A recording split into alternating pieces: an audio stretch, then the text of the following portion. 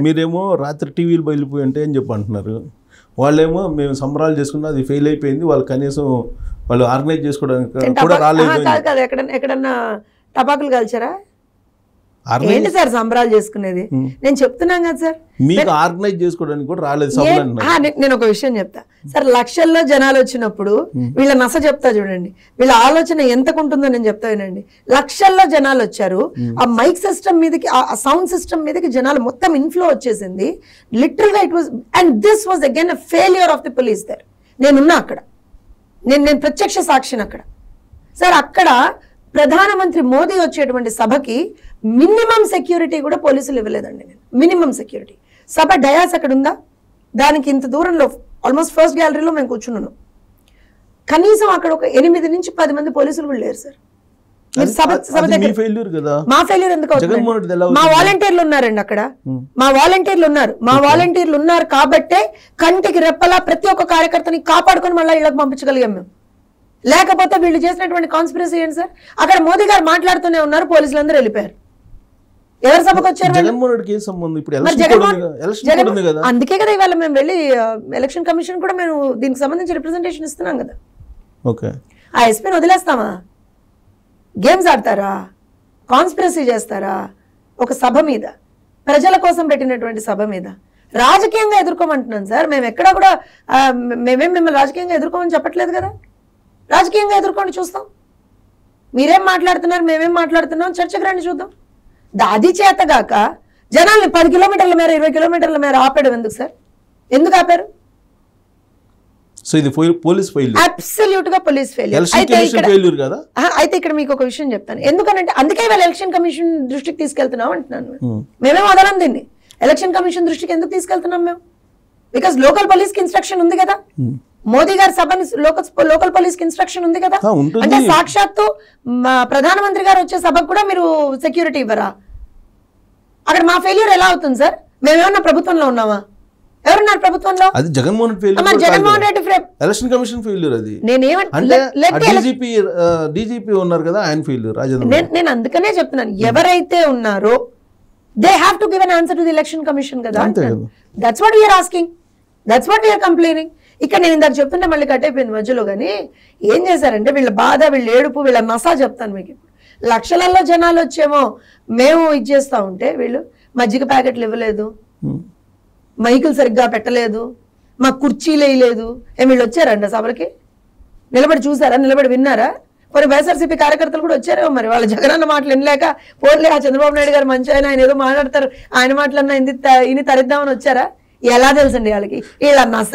అక్కడేమో జనాలు లక్షలలో వచ్చి ఏం మెసేజ్ ఇస్తున్నారు అనేటువంటిది వాళ్ళు బ్రహ్మాండంగా రిసీవ్ చేసుకుంటూ ఎస్ కూటమికే మా మద్దతు అని వాళ్ళు చెప్తుంటే ఏమంటారంటే అక్కడ ఏం వెతకాలో అర్థం కావట్లేదు వాళ్ళకి. ఎక్స్క్యూజెస్ ఏం వెతకాలో అర్థం కాదు. మజ్జిగ ప్యాకెట్లు రాలేదని ఒకటి నస, లేదండి మైక్ సరిగ్గా రాలేదని ఒకటి నస. నీకెందుకు రా నాయన మైక్ రాలేదనుకోండి, మేమన్న మాటలు పోనీ ప్రజలకి అలవు కదా. నీ బాధ ఏంటి మధ్యలో? బాధ ఏంటంటే మా భరత్ ఎంపీ ఆయన ఒక కామెంట్ చేశారు, రీల్ స్టార్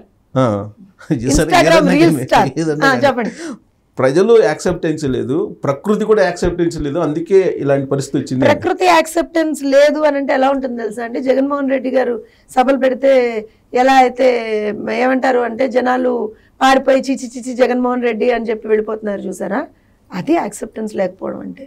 ఇక్కడేముందండి, సభ అక్కడ అయిపోతుందని తెలిసినా సరే ఒక్కసారైనా సరే నాయకుడిని చూడాలి అనేటువంటి ఒక ఆతృతతో చంటి పిల్లల్ని చంకనేసుకుని వచ్చారు తెలుసా.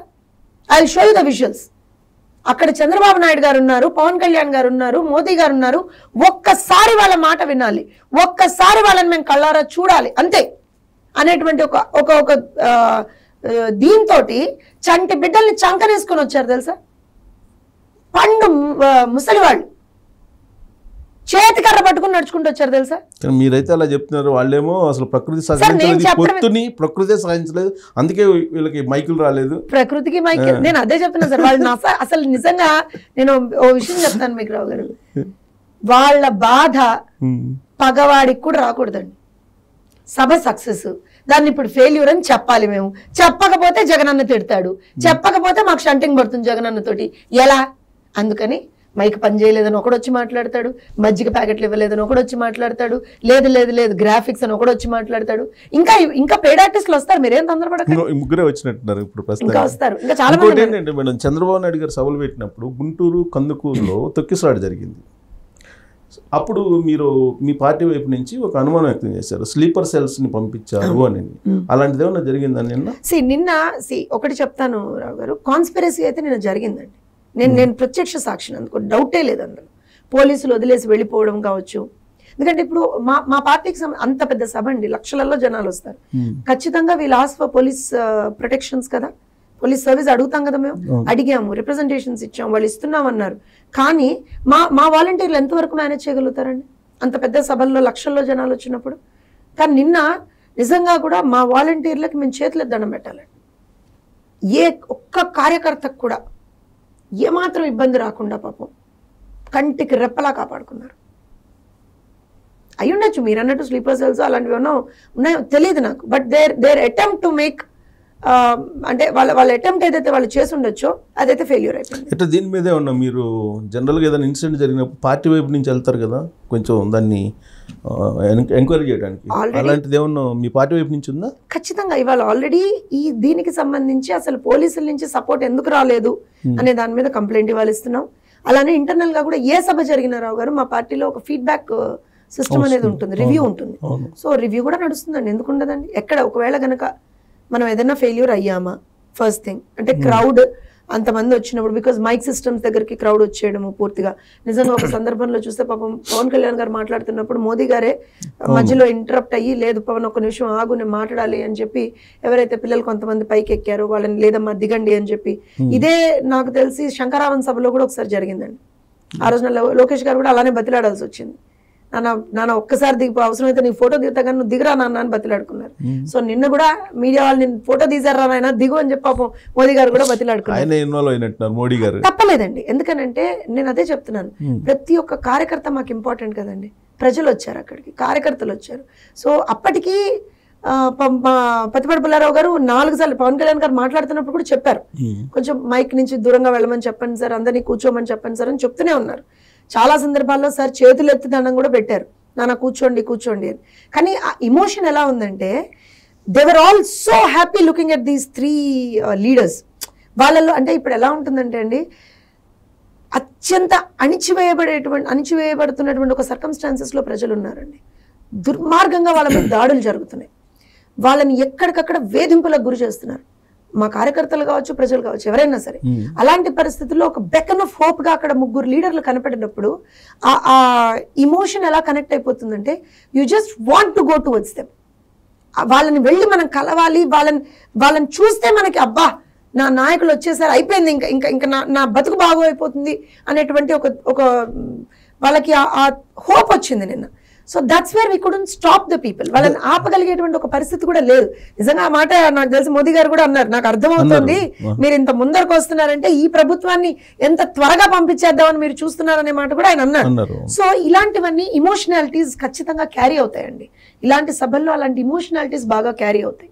ఇంకోటి ఏమైపోయింది అని అంటే, నేను ఇందాక చెప్పినట్టుగా ప్రజల్లో ఒక అంటే చీకటిలో ఉన్నటువంటి వాళ్ళకు ఒక వెలుగు రేఖ కనపడ్డప్పుడు, ఒక కిరణం కనపడినప్పుడు, ఆశా కిరణం అంటాను చూసాం మనం దాన్ని, అలాంటిది ఒక కిరణం కనపడంగానే they just run towards that అనమాట. చీకట్లో ఉన్న వాళ్ళం కదా, ఆ కిరణం కనపడంగానే దాని సైడ్ వెళ్లే ప్రయత్నం చేస్తాం. కానీ ఇప్పుడు కిరణం లాగా కనిపిస్తున్నాడు మోడీ. నేను మోడీ గారు అని అనలేదండి, కూటమి ఖచ్చితంగా. కానీ ఇంకా సెకండ్ వర్షన్ ఏంటంటే లాస్ట్ 5 years నుంచి ఎన్ని జరిగినా కానీ మోడీ చూస్తూ ఉన్నారు. ఆ మోడీని ఎలా యాక్సెప్ట్ చేస్తారు అని నేను ఒక విషయం చెప్తానండి. ఒక కేంద్ర ప్రభుత్వంగా రాష్ట్ర ప్రభుత్వానికి ప్రాబబ్లీ వాళ్ళు కొన్ని ఇష్యూస్లో సహకరించి ఉండొచ్చు, ప్రభుత్వాల మధ్య ఒక ఒప్పందంగా ఏమన్నా చేసి ఉండొచ్చు. కానీ నేనేమంటానంటే, ఇదే అమిత్ షా గారు వచ్చి అవినీతి ప్రభుత్వం అని మాట్లాడారు కదా, ఇదివరకు కూడా మాట్లాడారు కదా. సో అలాంటి సర్కమ్స్టాన్సెస్లో ఇవాళ వచ్చి మాట్లాడితే యాక్సెప్ట్ చేస్తారా అని అంటే, they are with Telugu Desam and Janasena. Telugu Desam and Janasena ఇవాళ మాట్లాడలేదండి. 5 సంవత్సరాలుగా మాట్లాడుతున్నాం మేము. 5 కాదు 4.5 సంవత్సరాలు అండి. మొదటి 6 నెలలు మేము చూసాం కదా అసలు ఏం చేస్తున్నాడు, ఏ విధమైనటువంటి ఇది చేస్తున్నాడు అని చూసాం కదా. సో ఖచ్చితంగా ఒక క్రెడిబిలిటీ ఈజ్ వాట్ మ్యాటర్స్.